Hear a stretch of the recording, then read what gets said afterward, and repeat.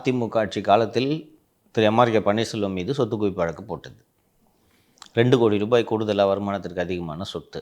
அது திமுக ஆட்சிக்கு வந்த உடனே இவங்க நாங்கள் மறுவிசாரணை செய்கிறோம் என்று சொல்லி மறுவிசாரணையை அபய்குமார் சிங் அவர்கள் தலைமையிலான லஞ்ச ஒழிப்புத்துறை மறுவிசாரணை நடத்தி, இவர் ஏழை, இவருக்கு வருமானத்திற்கு அதிகமான சொத்து அல்ல, வருமானமே இல்லை, இவர் பாவம், நானே என் பாக்கெட்டில் இருந்து ஒரு 5000 ரூபாயை கொடுத்தேன்னு இவங்க ஒரு அறிக்கை கொண்டு க்ளோஸ் பண்ணுறாங்க.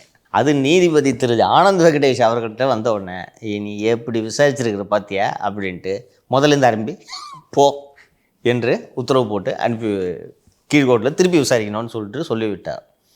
அதை எதிர்த்து திரு பன்னீர்செல்வம் அவர்கள் உச்சநீதிமன்றம் செல்கிறார். உச்சநீதிமன்றம் சென்றபோது உச்சநீதிமன்றம், ஒரு வருஷத்தில் விவசாயம் பண்ணி 2 கோடி ரூபாய் சம்பாதிச்சிருக்கீங்க, இப்படி இந்தியாவில் விவசாயிகள் எல்லாம் சம்பாதிக்க தொடங்கினால் இந்தியாவே சுபிட்சமாக இருக்குமே, எப்போ அப்படி என்னப்போ பயிர் நீ விவசாயம் பண்ண என்று சொன்னதும் நாங்கள் வழக்கை வாபஸ் வாங்கிக்கிறோம் என்று சொல்லிவிட்டு வந்து விட்டார்கள். என்னென்னா அந்த ப்ராசஸை ஸ்டார்ட் பண்ணி விட்டா அது உங்களுக்கு